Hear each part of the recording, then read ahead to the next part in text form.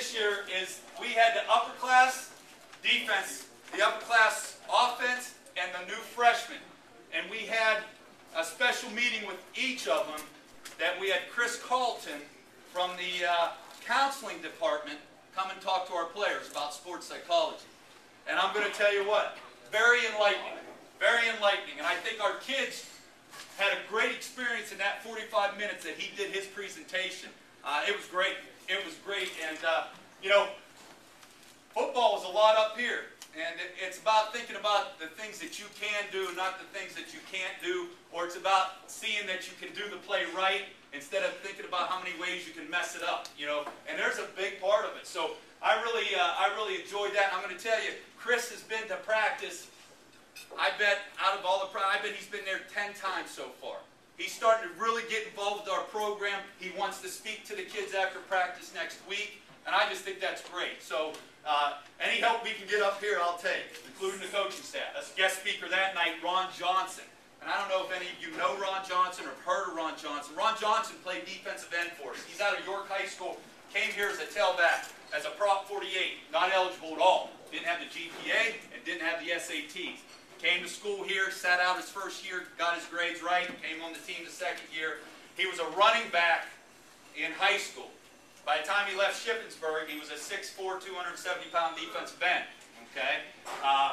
And when he left Shippensburg, and he has a great story, and he told his story to our players, not only about the good things, but also the bad things, and the things that he went through as a kid, things he went through at Shippensburg where he would be on top of the world, and then he'd let it slip. Then he'd fall back down and not get good grades or not winning socially. And then he'd talk about coming back out of it senior year, things like that. And then Ron was able to, he played for the Philadelphia Eagles.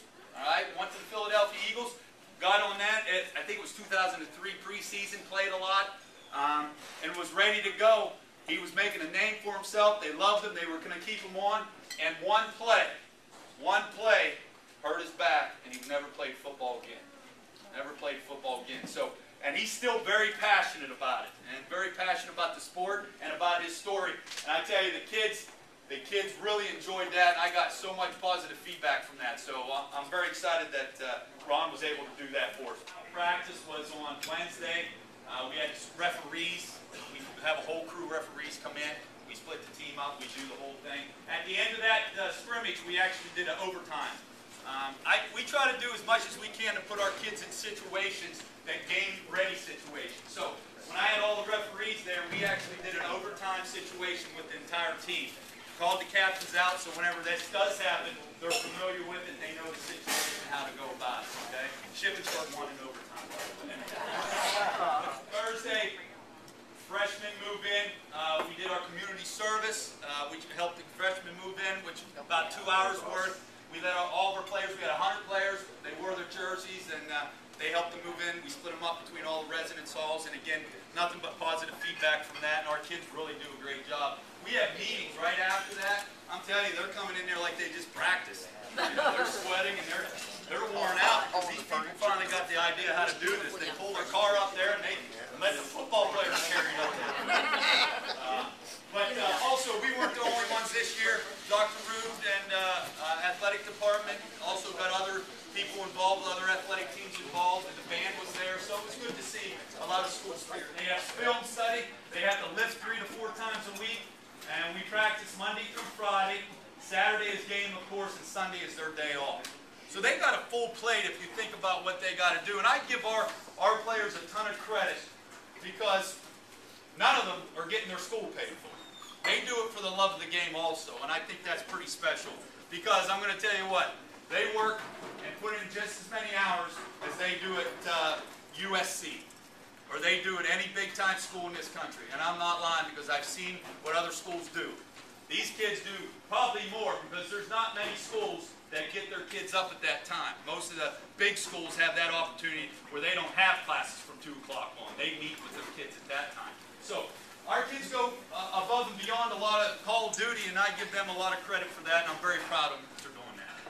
You know, the second year of the offense, now I think we have some challenges. I think we did some good things, and the big thing that we've been stressing to our guys is that statistically there's really only one statistic that matters, and that's wins and losses. So offensively, we're really focused on improving that. win column, and that's the only thing that we're focused on, whether it be 3 points, we win 3-0, or we have to score 44 points, whatever. That's what we plan on doing, and that's what we've been stressing to our fellas. You know, you get in their first year, and then, you know, nobody knows exactly what you're going to do. Maybe they studied previous film from where I was. They're not really sure. You change things up, and they're not really prepared. So we had an edge a little bit last year. Now, you know, people are a little bit more privy to what you're going to do.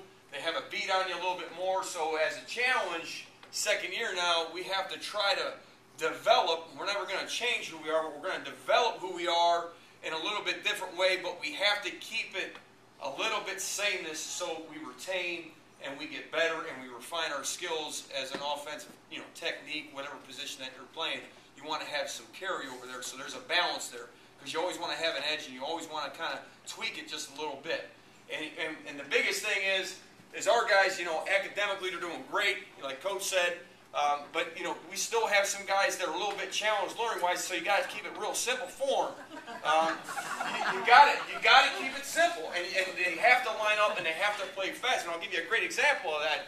You know, intellectually, you know, our backup tight end, you know, I'm going through the locker room the other day, and this is one of the last days at camp, and I'm a little late, and the whistle's about to blow for the first period.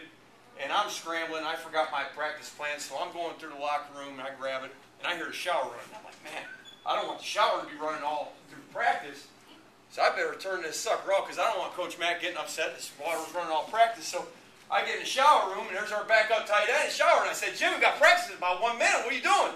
And he goes, Coach, it just gets too crowded in here after practice.